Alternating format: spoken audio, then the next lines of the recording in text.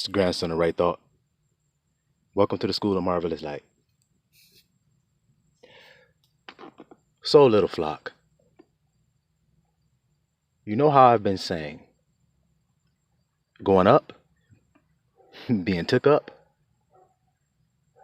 Well, that happened for Elijah. Y'all remember that?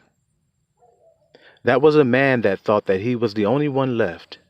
When you study those words, you'll see he thought he was the only one left. And he asked Abba to take his life from him. So Abba did, but not in the way that Elijah thought would happen. But before he took his life, he reminded Elijah that there were 7,000 men that were left that had not bowed the knee to Baal or to this wicked world, in other words. 7,000 men were left. And one of those 7,000 remnant that was left was Elijah's faithful servant, Elisha, who had no doubts in his mind that the Spirit, Ruach HaKodesh, rested upon Elijah. And he told Elijah, I will go wherever you go.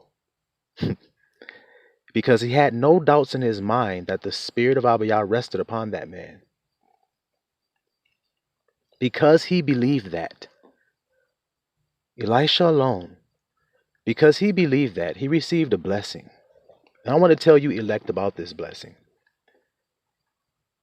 I prayed a prayer not too long ago that you elect, you little flock, would receive 2 times what Abba Yah has given me. I want y'all to hear that for a second.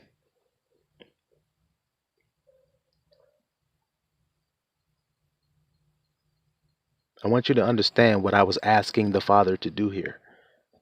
Because I remember I told you Elisha received a gift because he believed on Elijah and followed Elijah wherever he went. When Elijah told Elisha to stop following him, Elisha said, wherever you go, I'm going to go, even if it's to death. It's kind of like John and Yahusha, the one in Yahusha's bosom. You see? Followed him all the way to the cross when everybody else departed and stayed a distance away. You see, they were elect too. I want you guys to hear this so you can understand what's actually going to happen here. They were elect as well. Even Judas. Do you guys understand? Even Judas. But when Judas betrayed, that was the last thing before the end. So if he was one of the elect and he even betrayed and he was cast out of the brotherhood, excommunicated, and he hung himself. He couldn't take it, the guilt, the shame of being excommunicated. He killed himself. You see? So when we speak to the elect, we understand that there are all kinds of levels that we are speaking to here. There are some mighty in faith. There are some who are not so mighty in faith. Like what did Paul say? He said some who lack faith eat only herbs. Which sounds strange because that's the guy you would say, well, he's being the healthiest guy. Well, yeah, he's doing the healthy thing, but he doesn't have faith that he can do the other thing and still have the same amount of health because of the name of God, not because of what he ate. So he doesn't give himself any grace in his life. You see? So there are all levels of this gifts that we've been given as bodies and members, as I've always reminded you guys, as members of the one body. We all have to play our part, and I indeed have to play mine.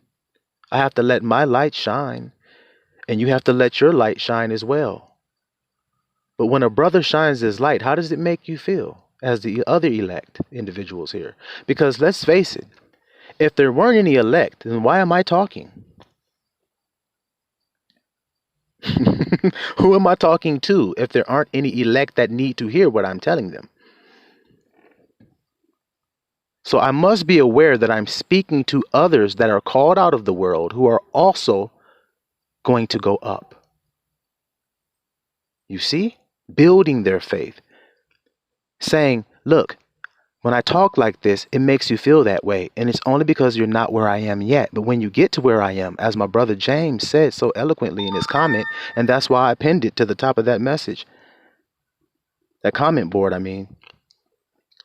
Once you get to that level, you'll see it with great clarity. See, because in a harvest, there are first fruits. After you've picked your first fruits, well, only a few, then you take the main harvest, which is a bunch. And then after you take the main harvest, you take the corners and the gleanings, and that's the way a harvest goes. So when the Father takes his first fruits, the other fruit may wonder why they weren't on that level of sweetness and wholeness and completeness. But Abba Yah knew that they were finished. So if they tell you, hey, I'm finished, Abba Yah about to pluck me, like the grandson is saying to the elect fruit on that tree, I'm only saying that so that you know you're going to be plucked. So prepare yourself. Back to the gift that Elisha received. When Elijah went up, he said, if you see me go up, Elisha, then you will receive double portion of the blessing of the Spirit that I have. And he witnessed Elijah go up in a chariot of whirlwind of fire. Right? It's written. And so he received a double portion of the blessing. And the first thing he did was judge and rebuke when he crossed that water. After he hit that water with that mantle of Elijah that fell from Elijah when he went up, he struck that water and it parted and he walked across. The first thing he did was judged harshly. And if you know the story, then you know what I'm talking about. Them kids and bears. Them kids and them bears. And I ain't talking about kids eating no gummy bears neither. I'm talking about bears eating kids like gummy bears. It's not funny, but I'm just saying, y'all know what I mean. First thing he did. So the prayer, now watch, Elijah was going up and he prayed that his loyal follower would receive double because of his loyalty and his faith, and his loyal follower received double. So the grandson of Raithal, who knows he's going up as first fruit, prays that the other elect that are following after in suit, the main harvest, the corners and gleanings, will receive double portion of the Spirit the grandson got. Now, if that's somebody who wants to be great in the kingdom, then why is he asking for all of his brothers and sisters to have double, more than what he has? Why would a grandson do that? Why would he ask that what he's been given, that you get double? Why? What would make him say that? Pray that prayer to Abba for you. If you don't exist to the grandson. Or like those naysayers have accused the grandson, you think it's only you, grandson. Then who am I talking to right now if I think it's only me? Who do I say when I say my brothers or my sisters? Who am I talking about when I say that if it's only me?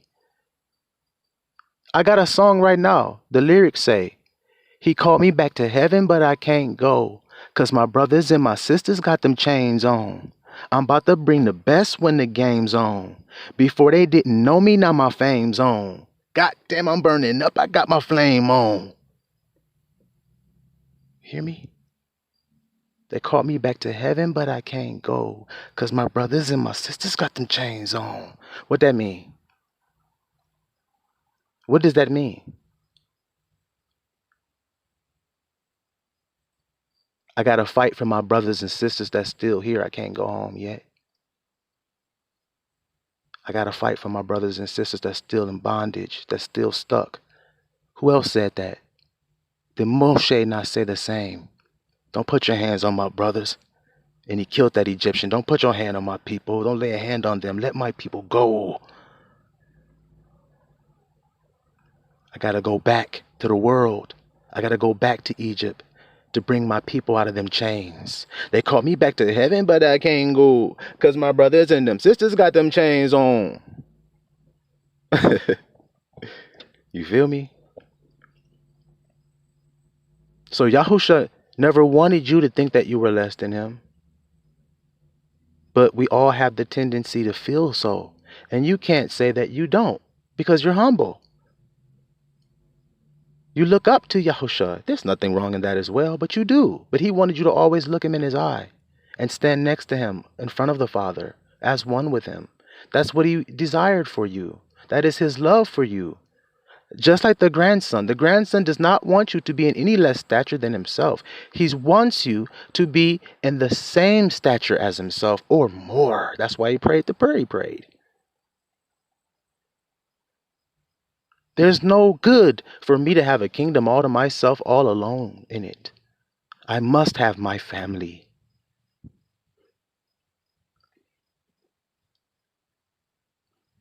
I must have my brothers and sisters. I must feel their embrace and hear their voices and see the smiles on those children's faces and those fathers at last. I'm sorry, y'all. I'm sorry, but it overwhelms me to think about this. Those fathers with their children on their shoulders, carrying their daughters in their arms.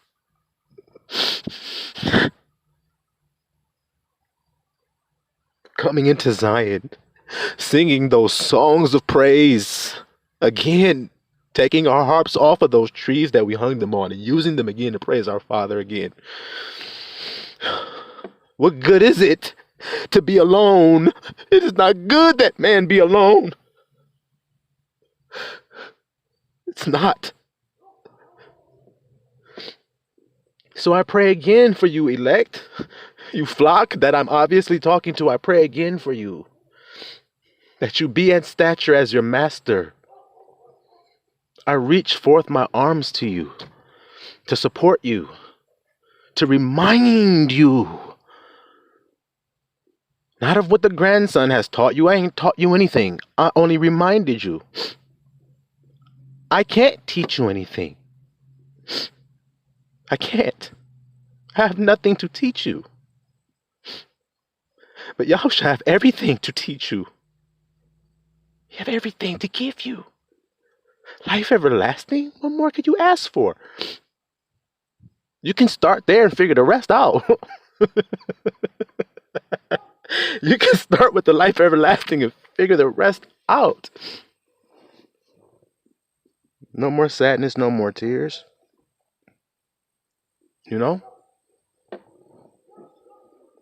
I see my people all day stuck in loops,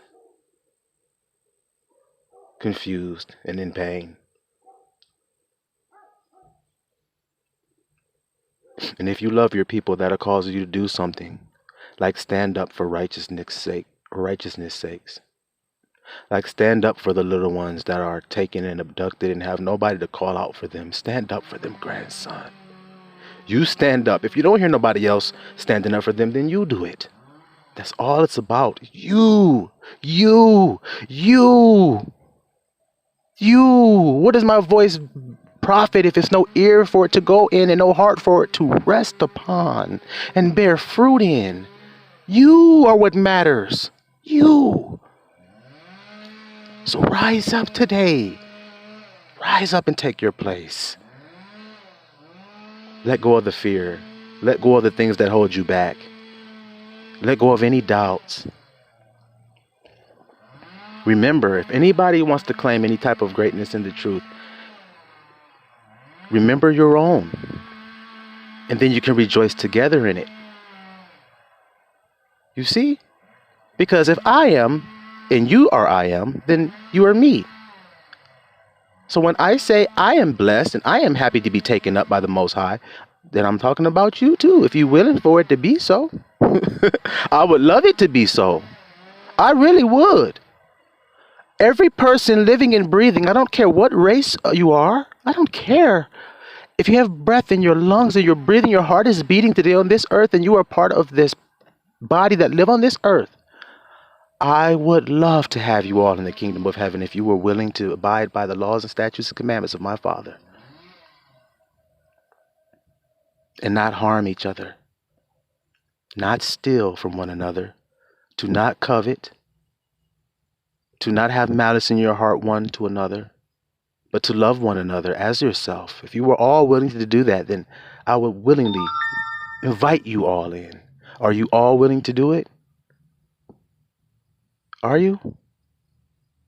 Well, then if you're not, then don't hate on me because I am.